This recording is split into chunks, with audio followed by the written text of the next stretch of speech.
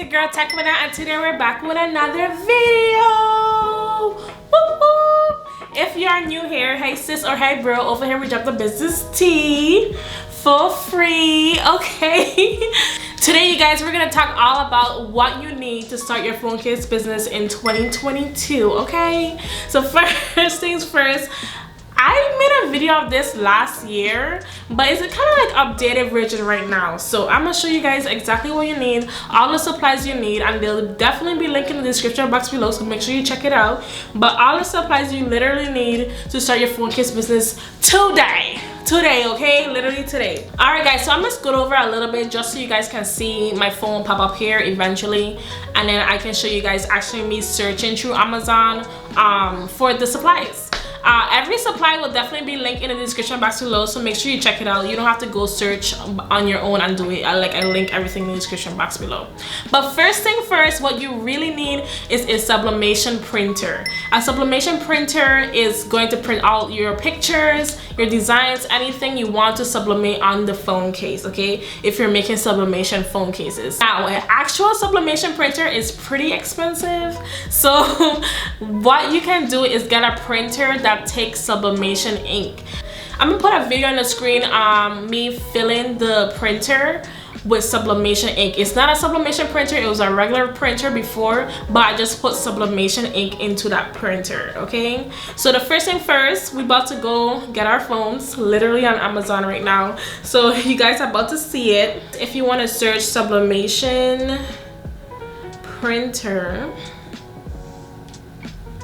and I have this link in the description box below, y'all. So the printer I have is definitely Epson EcoTank 37110 ET. Any Epson ET will work because, as you can see in the picture, the ink is liquid, so you can pour that ink in. Now the ink that comes with this printer, you're not gonna use it. You're gonna buy sublimation ink, which is our second supply, and we'll get into that just now. So any Epson EcoTank printer will work. You can pick any version, to be honest. I just have 37110 because I thought it was a better quality and everything like that, so I picked that one. So if you just scroll down, you'll see a lot of Epson EcoTank is popping up. So definitely I recommend the brand Epson EcoTank printer. Doesn't matter if you pick the 2000 or the 3000s, any will work. Now if you're gonna buy that printer, like I said before, you're not gonna use that ink that comes with that printer. You're going to get sublimation ink. If you just search sublimation ink, you will see a lot of inks pop up. What I personally use is Printer Jack ink. Not sponsored or anything, but that definitely in the description box below. What I did, I'm gonna put a video again. What I did is pour that ink into my printer, and it works beautifully. Like, you don't have to spend a bunch of money on Epson EcoTank actual sublimation printer. You can use any of the EcoTank printers. Yeah, so sublimation ink is our second one. So after you have your sublimation printer and your sublimation ink, you'll definitely need sublimation paper. So if you just search sublimation paper, you will see a lot of different papers pop up. You need that sublimation paper. You cannot use regular copy paper because it's not going to sublimate under the heat press, okay? So you definitely need sublimation paper. Like, regular copy paper will not work. Like, that ish will burn, okay? The first one you can see here is A-sub paper. That's the one I usually use, but you can also look through the different ones they have available and read the reviews and stuff like that. I'll link the A-sub one below because that's the one I mainly use on my cases. Look great, so I stick to what I know, okay? If you know, you know. Now we have our sublimation ink, our sublimation paper, our sublimation printer. That means that our whole printer setup is finished. So after that, what we need is something to actually sublimate it, get the heat going, okay? So for that, what are you gonna get is something called a heat press, okay? I'm gonna search for heat press on here. It has old-fashioned heat press, which is not the first one that is showing right now, but the second one. That's like an old-fashioned heat press where you have to like actually pull down. That's the one I have. It doesn't matter if you get the Cricut Easy Press, which is the first one here that's showing.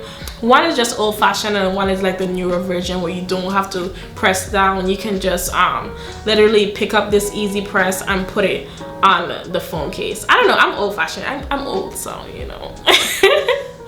But yeah, it doesn't matter which one you pick. And you can see it has, if you scroll down, you can see like it has many deals where you get like attachments, you get accessories to learn how to sublimate and stuff like that. So you can definitely read the reviews for that. I linked the one that I personally have in the description box below, as well as I linked the Easy Press one as well, so you guys can check that out. So I know I said you need like a heat press, but you can also use an iron. If you've never seen a video where I sublimated a phone case with an iron, you can click above right here, but make sure to come back, okay? But you can literally use an iron to sublimate as well. It's much more work than a heat press, I'm not gonna lie to you. It's not gonna be as quick, okay? And you gotta really put your arm into it, okay? So you can buy an iron from Amazon, no special iron, or you can use your mama iron too.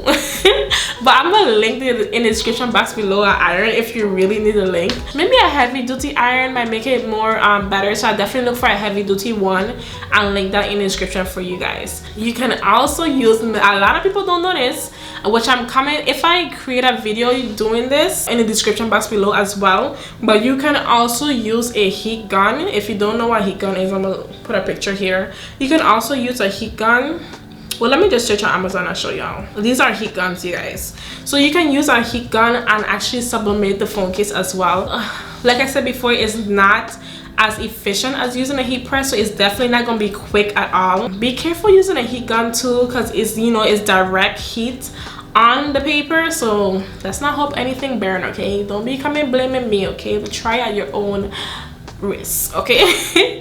But yeah, these are heat gun. People use it to like I don't know if you ever open a package where it has that plastic around it, you know, bottles, medicine bottles always have it. People use that heat gun to like, you know, shrivel up that paper. I forget what that paper is called, but yeah, so you can try using a heat gun. Like I said, I'm gonna do a video on it and let you guys know if it works. But yeah, it should though, it definitely should. Like I saw people doing it before. So now that we have our heat supplies, you had 3 options. You had the heat gun, you had the heat press, the actual heat press, which I definitely recommend, and the iron. The iron and the heat gun is only for people who maybe can't afford the heat press right now, because I know it's pretty expensive up there. You can try those things, and then eventually when you actually start your business, I definitely recommend getting the actual heat press or the Cricut Easy Press. So after that, what we need left is, drum roll please, we need our phone cases. Duh. So you can look up here too, Sublimation phone cases. Now if you're new to my channel, I sublimate glass phone cases, which I don't know, I just like it because it makes it glossy, it's shiny. But you can also do metal is the most common one as well. But these are sublimation phone cases, you guys. If you scroll down to see, you'll see, you know, different types as well. So I'll pick the best supplier on Amazon and I'll link in the description box below to let you guys know what I recommend.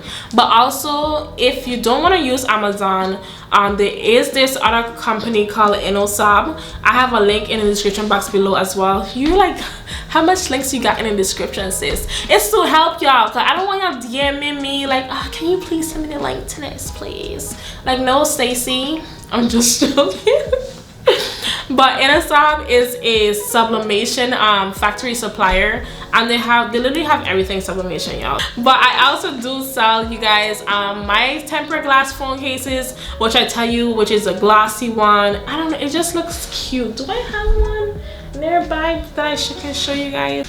Okay, I'm back. I was saying that I sell sublimation tempered glass phone cases. These are the cases that I use for my phone case business. I just love how shiny it is and how glossy it is. So yeah, I just like it more than the metal ones. I don't know, it's a preference. Like I said, the metal is more common, so definitely you can make the choice. It's your personal choice on what you want for your phone case business, but everything will be linked in the description. Okay, so now that we have the sublimation phone case, moving on, you're going to need heat tape. Once you wrap the phone case, sorry, well, not wrap, but once you put the phone case flat down on the picture, you're just gonna want some tape to hold it in place so it doesn't move while you put it in the heat press. Okay, so that's what you call heat tape. Don't use regular tape. I don't know, I never use regular tape, but that looks like a disaster waiting to happen. Let's review now. Let me see if I missed anything. Oh, so there's this other thing too that's called Teflon paper. What Teflon paper is, specific paper to help protect what you're sublimating from the direct heat. Kind of like,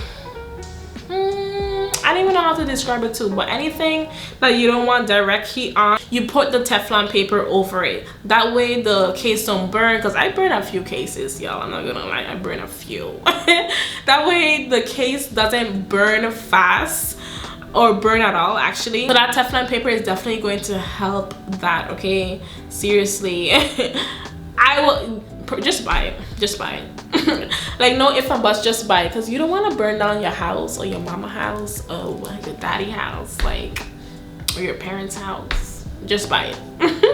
All right, you guys, so those are the supplies that you need for your phone case business. I can go over it one more time. One, you have your sublimation printer set up. If you're not buying the actual sublimation printer and just finding a regular printer where you can pour sublimation ink into it, that's more cost efficient.